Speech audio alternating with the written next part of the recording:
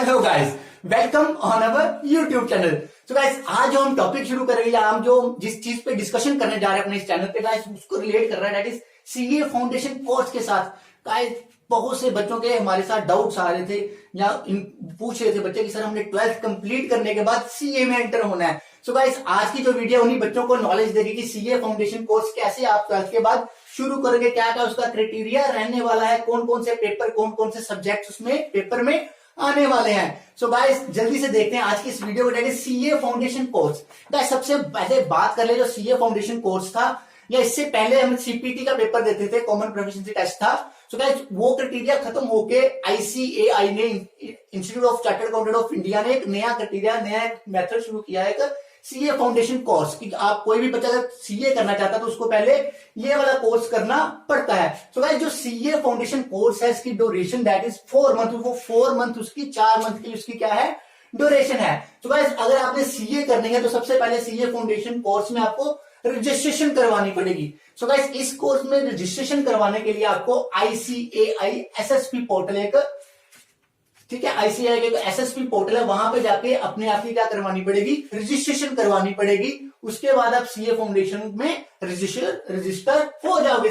Guys इसकी जो registration fees है, वो रजिस्ट्रेशन फीस है गाइस ये है 9200 for the Indian students. Indian students के लिए इसकी जो गाइस रजिस्ट्रेशन फीस रहने वाली है वो कितनी है, 9200 है। सो गाइस इसकी ड्यूरेशन 4 मंथ के लिए ड्यूरेशन है। साल में 2 बार सीए फाउंडेशन का पेपर जो है, कोर्स का पेपर कंडक्ट होता है, एक मई में होता है और गाइस एक नवंबर में होता है। तो गाइस आपको पहले 4 मंथ पहले, पेपर से 4 मंथ पहले अपनी रजिस्ट्रेशन करवानी पड़ती है।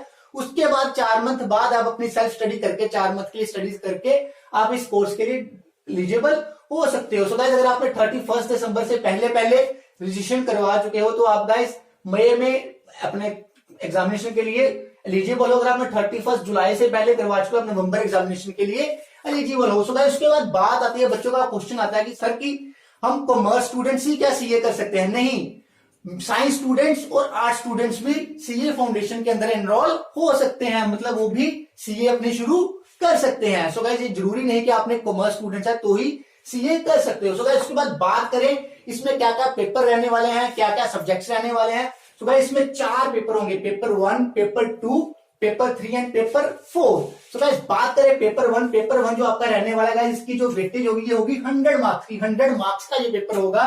तो इसमें सब्जेक्ट्स कौन से होंगे, इसमें सब्जेक्ट होंगे principle and practices of accounting. जो principle and practices of accounting होने वाला है, अकाउंटिंग बेस्ड होने वाला है, आपका सब्जेक्टिव पेपर होगा। इसके subjective related question, subjective question भी होंगे, न्यूमेरिकल भी लंबे लंबे क्वेश्चन यहाँ पे रहने वाला है। तो गाइस इस पेपर की ड्यूरेशन जो है वो 3 घंटे का पेपर होने वाला है और 100 मार्क्स का गाइस ये पेपर, 100 मार्क्स का पेपर ये होगा।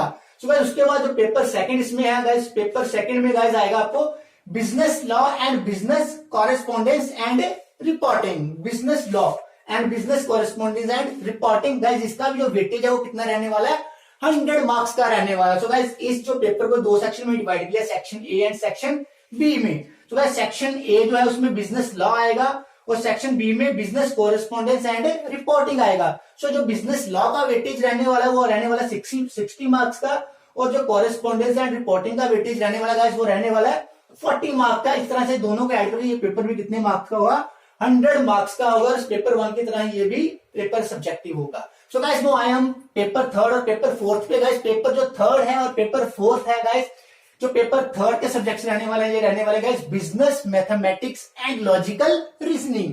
Business mathematics and logical reasoning guys इसका जो वेटेज है वो कितना रहने वाला है, 100 मार्क्स का रहने वाला है। सेक्शन ए और सेक्शन बी में ये पेपर डिवाइड होगा। जो सेक्शन ए है गाइस उसमें आएगा बिजनेस मैथमेटिक्स एंड जो सेक्शन बी है उसमें आएगा लॉजिकल रीजनिंग। तो गाइस जो सेक्शन ए है इसकी वेटेज रहने वाली है 60 मार्क्स और जो सेक्शन बी है इसकी वेटेज रहने वाली है 40 मार्क्स। दोनों को ऐड करके ये भी पेपर कितने मार्क्स का बन जाएगा, 100 मार्क्स का गाइस पेपर ये बन जाएगा। सो गाइस जो पेपर 3 रहने वाला है ये MCQ based, multiple choice question based रहने वाला है। गाइस आपको एक क्वेश्चन आएगा, उसकी 4 ऑप्शंस आएंगी और आपको 4 ऑप्शन में से एक करेक्ट ऑप्शन जो है चूज करनी पड़ेगी। सो गाइस ये था पेपर 3। तो आते हैं पेपर 4 पे। पेपर 4 में गाइस सब्जेक्ट्स रहने वाले हैं business economics and business commercial knowledge. So guys ये जो पेपर है बिजनेस इकोनॉमिक्स और बिजनेस कमर्शियल नॉलेज के बेस्ड है। सेक्शन ए और सेक्शन बी में क्या किया गया, ये पेपर डिवाइड किया गया। सो गाइस सेक्शन ए में जो है बिजनेस इकोनॉमिक्स इसका वेटेज 60 मार्क्स रहने वाला है, और कमर्शियल नॉलेज का भी वेटेज कितना रहने वाला है, 40 मार्क्स का रहने वाला है। दोनों को ऐड करके पेपर 4 का वेटेज भी कितना होगा, 100 होगा। और जो पेपर 4 है गाइस, ये भी एमसीक्यू बेस्ड होगा, मतलब आपको 4 ऑप्शन में से एक करेक्ट ऑप्शन चूज करना पड़ेगा। सो गाइस जो पेपर 3 और पेपर 4 है गाइस, इन दोनों paper MCQ multiple choice question based है, और गाइस इन दोनों पेपर्स में नेगेटिव मार्किंग भी होगी। कितनी नेगेटिव मार्किंग होगी गाइस, -1/4 मतलब 0.25% नेगेटिव। अगर आप एक आंसर इनकरेक्ट कर देते हो तो आपके टोटल मार्क्स में से 0.25% मार्क्स कट जाएंगे, 0.25 मार्क्स कट जाएंगे। सो गाइस ध्यान से इसके आंसर आपको करने पड़ेगा, आप इनकरेक्ट आंसर चूज नहीं कर सकते। सो गाइस ये थी उनके पेपर या कौन कौन से सब्जेक्ट्स आने वाले, क्या क्या उनका वेटेज रहने वाला। अब हम बात करते हैं एग्जामिनेशन फॉर्म की। या आपको अगर मई का पेपर देना है, नवंबर का पेपर देना है, तो गाइस उससे 1 मंथ पहले 2 मंथ पहले आपको अपनी एग्जामिनेशन फी पे करनी पड़ेगी, फॉर्म फिल करना पड़ेगा। अगर आपने मई में पेपर देना है तो उसका आपको एग्जामिनेशन फॉर्म मार्च में फिल करना पड़ेगा।